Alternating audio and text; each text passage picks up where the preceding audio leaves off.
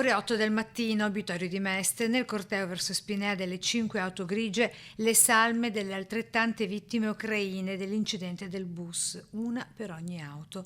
I corpi verranno cremati mercoledì 11 su indicazione delle famiglie e poi le ceneri saranno riconsegnate per il rientro in patria. Si tratta di 3 adulti, Vasil Lomakin con i coniugi Sergei e Tatiana Bershkorvaini e delle 2 bambine Anastasia Morozova e Daria Lomakina, che erano rifugiati dall'anno scorso in Croazia a Plitvice. Per le altre 4 vittime ucraine ci sono le 3 amiche trentenni Irina Pashenko, Yulia Niemova e Lubov Shiskarovia, insieme a Dimitro Sierov.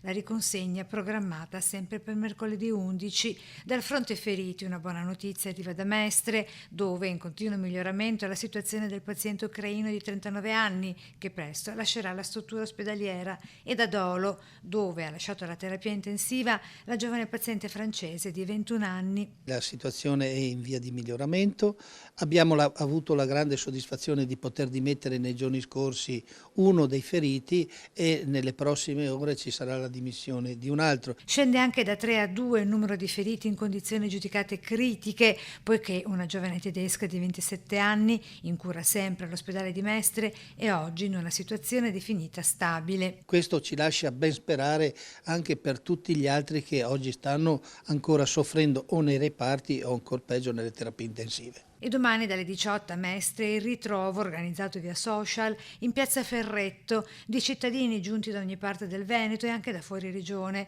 per il corteo in memoria delle 21 vittime, che si dirigerà a piedi fino al luogo della strage, ai piedi del sottopasso di Ramparizzardi a Marghera, e da qui verso la stazione dei treni per i 2 minuti di silenzio con blocco momentaneo del traffico viario per chiedere verità e responsabilità su quanto accaduto.